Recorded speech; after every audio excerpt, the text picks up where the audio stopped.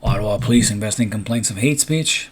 Peel District School Board goes politically woke. This is the Grey White North Report. Over the weekend, there was another pro-Hamas gathering in front of the House of Commons, in front of the Parliament, and apparently there are complaints of hate speech.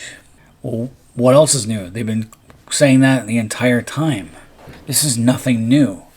These people are supporting a terrorist organization, Hamas. They are being supported with Iranian money and probably Saudi money and other groups and other religious groups within Canada. So the Ottawa Police said its hate and bias crime unit has launched an investigation following complaints about demonstrations in relation to the Gaza Strip on Saturday. Israel is winning that war. It's almost done. What you're doing isn't going to matter. It's amazing. The trucker convoy protest was something that was purely Canadian, but here we got something that's purely on the other side of the world, and people are protesting against it. What are we going to do? What's Canada going to do? What they want us to do is withdraw our recognition of Israel and recognize the state of Palestine as an Arab Muslim state. Oh, that's going to work real well. Israel is a vibrant democracy. It's a beautiful country to visit. And then be easy to find out. All you do is send somebody there to pretend to be a protester and film stuff. And you listen to it. Several videos posted onto social media over the weekend show hundreds of demonstrators in front of Parliament Hill. A demonstrator was leading the crowd, and chants can be heard saying, "October 7th is proof that we are almost free, and long live October 7th, long live the resistance." So they're okay with murdering people, unarmed people. I would find that guy and send him to Gaza. Give him to Hamas and say, "Here's your recruit." Yeah, they're pretty tough. They sound pretty tough until it's them. Trudeau and Poilievre were quick to announce it, and it took Singh a couple of moments later to get on the bandwagon late as usual. Poilievre has condemned the pro-genocide anti-Semitic chants. He's been pretty steadfast in what he says. Trudeau has flip-flopped from one side to the other. This is the failure of Trudeau's immigration policy. We've brought in too many people that are very anti-Semitic and very anti-Israeli here to Canada. It's no surprise that we're seeing these protests. Where 20 years ago we wouldn't have saw them. It's the failure of our immigration. And of course there's a lot of finger pointing on who said what. Meanwhile, we got these idiots over in the Peel District School Board, Toronto. Toronto sucks. Goes political with Nakba Day on the calendar. They added a day set up to denounce the creation of Israel to the official school board calendar. Nakba Day is the day of catastrophe.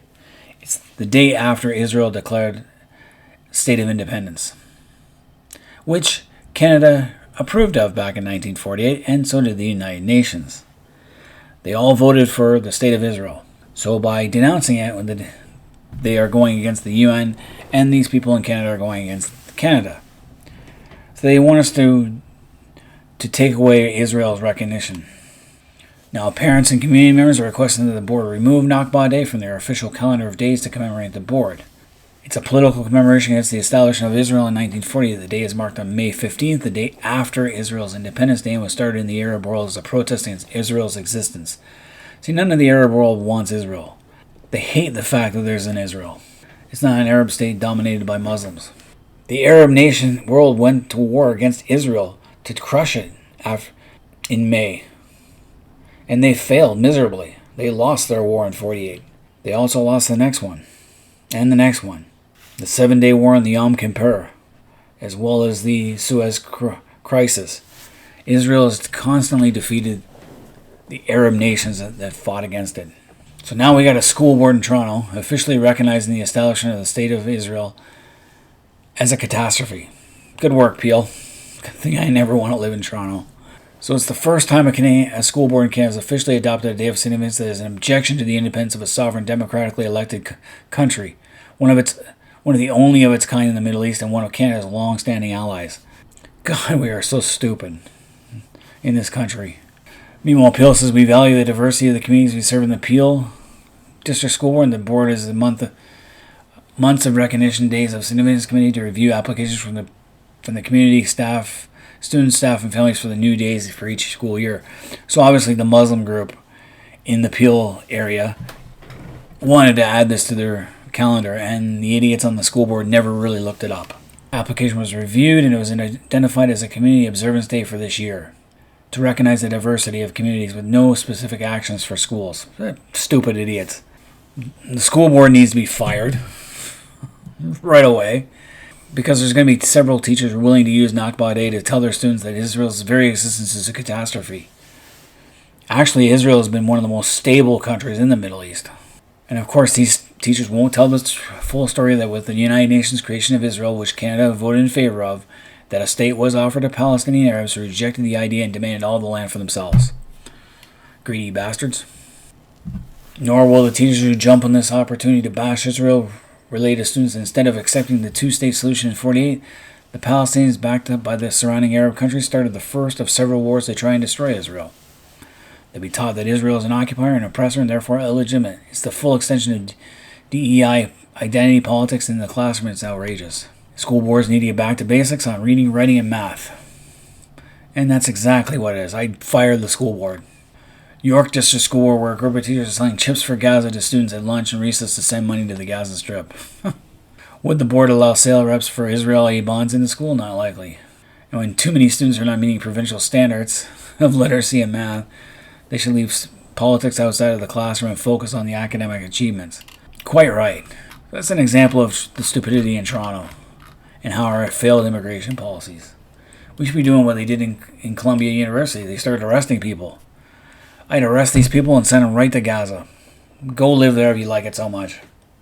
Why are you here? Hamas needs soldiers. Go fight for them. So, of course, trustees and education ministry officials have received thousands of emails both in support and opposed to the school's recognition of the day. And it should not be, it's not a Canadian day. No Canadian day, nothing that's not Canadian or linked to Canada should be approved. No days. May 24 is Queen Victoria's Day. Well, the Queen, we're a constitutional monarchy. It makes sense. We don't celebrate every British holiday, but we celebrate that one.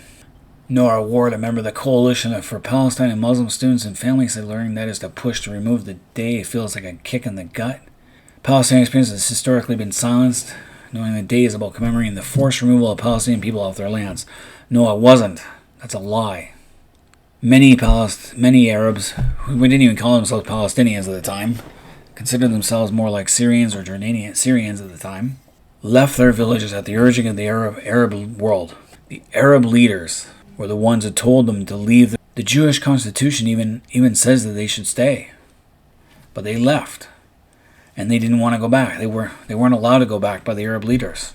If you really want to know what happened, all you have to do is go to this book, The Massacre That Never Was, The Myth of Deir Yassin and the Creation of the Palestinian Refugee Problem.